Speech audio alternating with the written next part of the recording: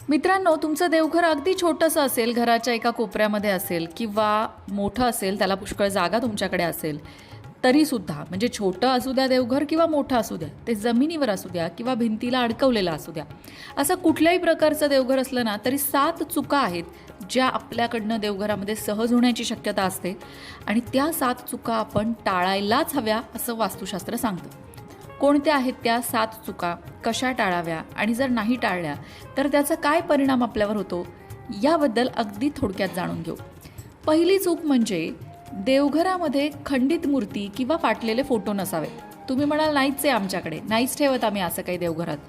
तसं नाही. आपल्याकडे जेव्हा देवघरामध्ये भरपूर फोटो आणि मूर्ती असतात तेव्हा कधीकधी आपल्याही लक्षात येत नाही की कुठेतरी फोटोचा कोपरा थोडासा फाटलेला आहे किंवा मूर्तीची एखादी बाळकृष्णाची मूर्ती असेल, त्याच्या हातामध्ये बासरी असेल तर बासरी थोडीशी तुटलेली आहे. असं अगदी बारीक सारीक गोष्टी असतात ज्या कधीकधी आपल्या लक्षात येत नाही. म्हणून पूजा करताना आपण आपल्या फोटोंची आणि मूर्तींची नीट काळजी घ्यायला हवी आणि आपल्या देवघरामध्ये एखादा फाटलेला फोटो किंवा मूर्ती नाही आहे ना, भंगलेली मूर्ती नाही आहे ना, याकडे लक्ष द्यायला हवं.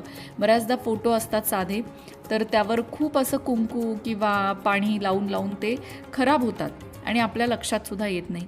तर ही काळजी घ्यायची आहे आणि असं काही असेल तुमच्याकडे तर ते तुम्ही वाहत्या पाण्यात विसर्जित करणं गरजेचं आहे, कारण त्यामुळे नकारात्मक ऊर्जा वाढते आणि देवघर हे सकारात्मक ऊर्जेसाठी असतं. ते आपल्याला सकारात्मक ऊर्जा देतं. कुठूनही बाहेर जाऊन आलो आपण, कितीही डोक्यात आपल्या तणाव असला, पण देवासमोर 1-2 क्षण जरी बसलो तरी मन प्रसन्न होतं की नाही. मग त्यासाठी ही एवढी काळजी तर आपण घेऊ शकतो. त्यानंतर दुसरी गोष्ट म्हणजे 2 शंख एकत्र ठेवू नये. वास्तुशास्त्रानुसार हा नियम आहे की 2 शंख देवघरामध्ये ठेवू नये. आता कधीकधी आपल्याकडे एक शंख असतो, दुसरा कोणी गिफ्ट केला किंवा कुठेतरी आपण तीर्थयात्रेसाठी गेलो, तिथून घेऊन आलो. कधीकधी बऱ्याचदा असं असतं की घरात आधीच शंख आहे, पण घरातले ज्या ज्येष्ठ व्यक्ती आहेत ते चारधाम यात्रेला गेल्या, कुठेतरी गेल्या आणि तिथून काही मूर्ती घेऊन आल्या, त्याच्यात शंखही परत आणला गेला आणि मग आता त्यांनी आणला आहे तर त्याचं काय करणार, मग ठेवा देवात 2, असं होतं. तर जर नवीन आणला असेल तर पहिला विसर्जित करावा, त्यातून काहीतरी मार्ग काढावा, पण 2 शंख देवघरामध्ये ठेवू नयेत. कारण देवघरात 2 शंख ठेवल्यामुळे घरातल्या सदस्यांमध्ये विनाकारण वाद आणि तणाव निर्माण होऊ शकतो.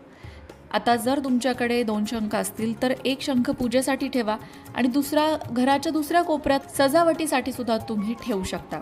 असं नाही की घरातच नाही ठेवायचं आहे, ठेवू शकता. जर तुमच्याकडे तुमच्या घरातल्या ज्येष्ठांनी किंवा कुणीही गिफ्ट केलेला असेल तो आणि आता त्यांचं मन नाही मोडायचं आहे तुम्हाला, तर तुम्ही घरात दुसरीकडे कुठेही तो ठेवू शकता. तिसरी महत्त्वाची चूक जी होते ना, ती खूप सामान्य चूक आहे, बऱ्याच जणांकडनं होते. आपलं जे देवघर असतं त्याच्या खाली कप्पे असतात किंवा देवघराच्या वरती कप्पे असतात, तर आपण काय करतो, तिथे एक पिशवी ठेवतो आणि रोज